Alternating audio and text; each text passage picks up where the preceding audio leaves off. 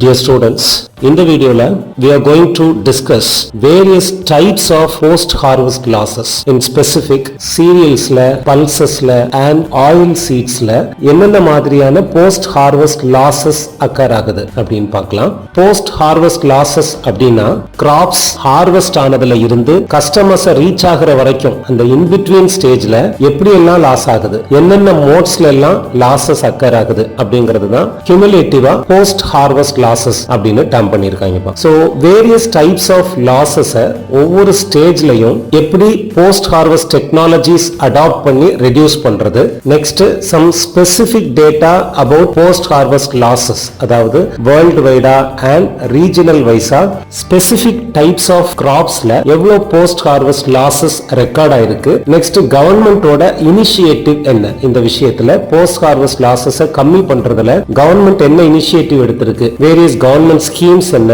then post harvest losses minimize பண்றதுக்கு என்னென்ன modern technologies recent evolve ஆயிருக்கு. So இந்த மாதிரியான discussions எல்லாம் இந்த வீடியோல பார்க்கலாம். So first let us discuss the common factors contributing to post-harvest losses. The first factor is lack of infrastructure.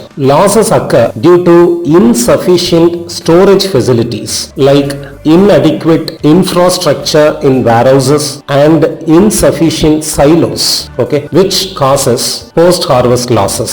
Warehouses அப்படினா தெரியும்ல, தானிய கிடங்குகள் அப்படின்னு தமிழ்ல டேர்ம் பண்ணுவோம். silos அப்படிங்கிறதும் சேம் கான்செப்ட் தான். இமேஜ்ல காமிச்சிருக்கேன்ல, கூம்பு வடிவத்துல கொஞ்சம் அந்த ஹைட்டா டிசைன் பண்ணி வச்சிருப்பாங்க to minimize the space. இந்த மாதிரியான ஒரு எஃபெக்டிவ் டிசைன் பண்ணி வச்சிருக்காங்கல்ல. சோ இந்த செட்டப்புக்கு பேர் தான் silos. So warehouses and silosல inadequate infrastructural facilities இருக்கும்போது அங்க ஸ்டோர் பண்ணி வைக்கிற crops வந்து லாஸ் ஆகலாம், டேமேஜ் ஆகலாம். So this is one of the main factor contributing to post harvest losses.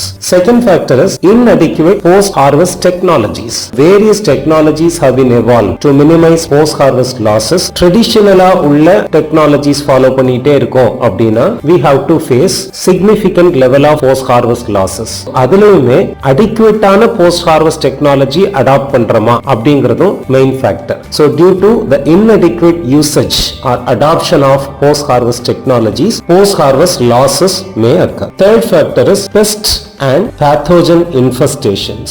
So store பண்ணி வைக்கிற பிளேசஸ்ல insects and fungi attack effectively control பண்ணல அப்படினா post harvest losses will occur. Fourth factor is poor handling practices. So இது மெயினா எந்த ஸ்டேஜ்ல occur ஆகும் அப்படினா டிரான்ஸ்போர்ட் பண்ணும்போது. So transportation periodல handling practices effectively இல்ல அப்படினா post harvest losses will occur. Fifth factor is lack of information and training. So traditional இருந்து post harvest technologies adopt பண்ற ஸ்டேஜ்ல அங்க வர்க் பண்ற farmers and stakeholders க்கு ப்ராப்பரான training and motivation, proper communication of practicing the new technologies இல்ல அப்படினா அந்த laggingால post harvest losses occur ஆகலாம். Let us discuss in specific post harvest losses of cereals, pulses and oil seeds. Cereals அப்படினா தானிய வகைகள். Okay, so அதுக்கு எக்ஸாம்பிளா wheat, rice and maize கொடுத்திருக்கேன். So cerealsல ஸ்பெசிஃபிக்கா என்னென்ன மாதிரியான மோட்ஸ்ல post harvest losses occur ஆகுது அப்படின்னு பார்க்கலாம். So the major mode is harvesting losses. Cereals harvest பண்ணி அதிலிருந்து thresh பண்ணி எடுத்துட்டு வரோம்ல next ஸ்டேஜுக்கு. So அந்த ஸ்டேஜ்ல ப்ராப்பரான அப்ரோச் இல்ல அப்படினா losses occur ஆகலாம். That will result in shattering of grains, spillage of grains or damage of grains occur ஆகலாம். Okay, second mode is storage losses.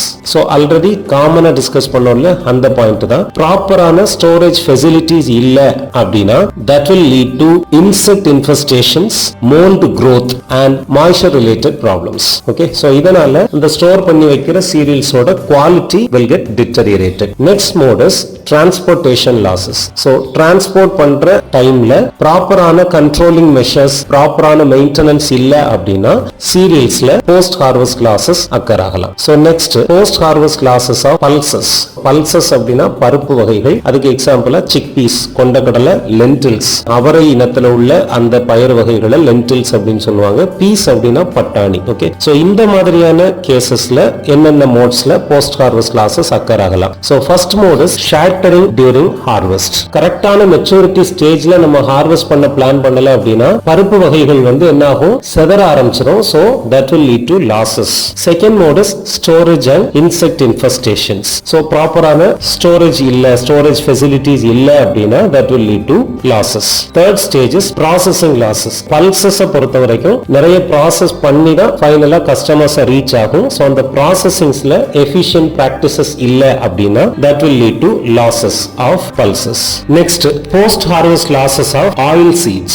எண்ணெய் வித்துக்கள்ல என்னென்ன மாதிரியான மோட்ஸ்ல போஸ்ட் ஹார்வெஸ்ட் லாசஸ் அக்கர் ஆகுது அப்படின்னா எக்ஸாம்பிளுக்கு ஆயில் சீட்ஸ்க்கு சோயாபீன்ஸ், சன்ஃபிளவர் அண்ட் canola கொடுத்திருக்கேன். so the main mode of post harvest losses in case of oil seeds is seed shattering. இங்கேயும் அதேதான், ப்ராப்பரான மெச்சூரிட்டி ஆன உடனே ஹார்வெஸ்ட் பண்ணல அப்படின்னா seeds will get shattered. next, quality deterioration. so losses will occur due to improper drying and improper storage conditions. இந்த மாதிரி இருக்கும்போது oil சீட்ஸ்ல mold will get formed. அதாவது இந்த சீட்ஸ்க்கு மேல ஒரு unwanted layer மாதிரி ஃபார்ம் ஆகும் இல்லையா, that is called as mold. rancidity அப்படின்னா ஆயில் சீட்ஸ்ல ப்ராப்பரா ஸ்டோர் பண்ணல அப்படின்னா ஒரு unwanted smell வரும், unwanted odor வரும். so that smell is called as rancidity. it will lead to quality related issues. third mode is processing losses. so oil seeds பொறுத்த வரைக்கும் oil extraction process வரைக்கும் losses occur ஆகலாம். so எஃபிஷியன்ட்டா extraction process நடக்கல அப்படின்னா extract பண்ற அந்த setup இருக்குல்ல, அதுல உள்ள இஷ்யூஸ் ஆலையும் லாசஸ் அக்கர் ஆகலாம். so this is all about post harvest losses in case of oil seeds.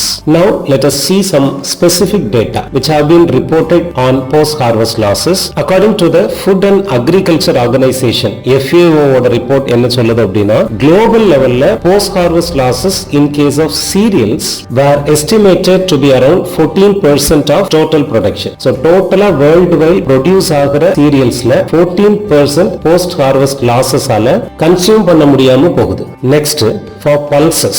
in case of pulses, post harvest losses were reported to be 15% to 20%. so அந்த கிராஃப்ல காமிச்சிருப்பா post harvest losses கம்மியா இருக்கிறது சீரியல்ஸ்ல தான். ஏன்னா என்னென்ன மோட்ஸ்ல post harvest losses ஒவ்வொரு கேஸ்ல இருக்குதுன்னு discuss பண்ணோம். so அதை பேஸ் பண்ணி FAO ஓட ரிப்போர்ட் என்ன சொல்லுது அப்படின்னா, சீரியல்ஸ்ல போஸ்ட் ஹார்வெஸ்ட் லாசஸ் 14% இருக்கு, பல்சஸ்ல 15 to 20% இருக்கு. so அதை விட அதிகமா ஆயில் சீட்ஸோட போஸ்ட் ஹார்வெஸ்ட் லாசஸ் இருக்கு அப்படிங்கிறது FAO ஓட ரிப்போர்ட். நெக்ஸ்ட், ரீஜனல் வைஸ் பார்த்தோம் அப்படின்னா இந்த டேட்டா will get differed இல்ல.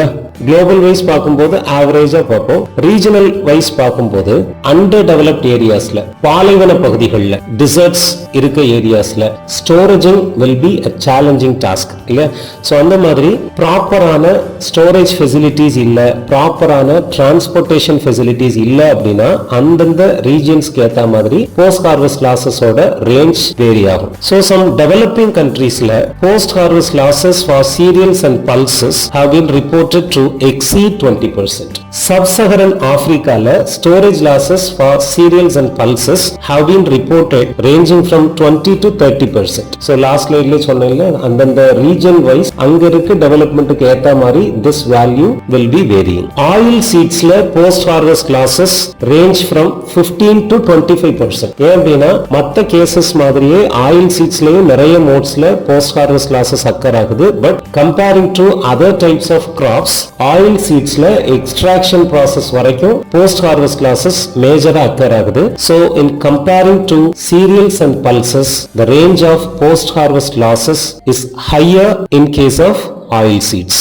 So government ஓட இனிஷியேட்டிவ் பார்த்தோம் அப்படின்னா, government has introduced a special scheme, Pradhan Mantri Kisan Sampada Yojana. இந்த ஸ்கீம் வந்து MAFP ஸ்கீமுக்கு கீழே கொண்டு வரப்பட்ட ஒரு government ஓட இனிஷியேட்டிவ். MAFP ஸ்கீம் அப்படிங்கிறது Ministry of Food Processing Industries. Under the scheme, government supports creation of post-harvest infrastructures, including warehousing, silos, and processing units. Okay, so infrastructural facilities improve பண்றதுக்காக government has introduced the scheme Pradhan Mantri Kisan Sampada Yojana. Next, government has introduced loan schemes to the farmers for developing infrastructural facilities for safe storage of the harvested products. Okay, Agriculture Infrastructure Fund AIF, Agricultural Marketing Infrastructure Scheme AMI, and warehousing support. So இந்த மாதிரியான funds farmersக்கு government introduce பண்ணிருக்குப்பா. Next, post harvest losses minimize பண்றதுக்கு recently develop ஆன modern technologies பார்க்கலாம். The first one is hermetic or airtight storage. இந்த மாதிரியான storage பண்றதுனால stored products ஓட quality deterioration கம்மியாகுது. Next, improved drying technologies have been evolved. So this technology helps to significantly reduce the moisture content present in the cereals and pulses. Moisture content கம்மியா maintain பண்றதுனால store பண்ணி வைக்கிற crops ஓட quality maintain பண்ண முடியுதுப்பா. Third case, solar coconut dryer. Okay, direct sunlightல dry பண்றதுக்கு பதிலா solar coconut dryer use பண்ணி dry பண்ணும்போது drying efficiency இருக்கு இல்லையா, that will get improved. So post harvest losses என்னென்ன மோட்ஸ்ல நடக்கு, specific casesல cereals, pulses and oil seedsல என்னென்ன மோட்ஸ்ல post harvest losses நடக்குது and some specific data on post harvest losses discuss பண்ணோம். Next, what are all the mitigation strategies can be planned to avoid various kinds of post harvest losses அப்படிங்கறத பத்தி பார்க்கலாம்ப்பா. So first, by adopting improved harvesting technologies we can avoid post harvest losses. Next, by implementing proper storage facilities and storage conditions we can minimize the losses. By using appropriate drying methods to reduce moisture content we can reduce the post harvest losses. By adopting pest management strategies during storage, by investing on transportation infrastructure we can minimize the losses during transit. By providing proper training and awareness to the farmers on post-harvest management we can reduce the losses, and by developing and disseminating improved post-harvest technologies we can reduce post-harvest losses to the maximum extent.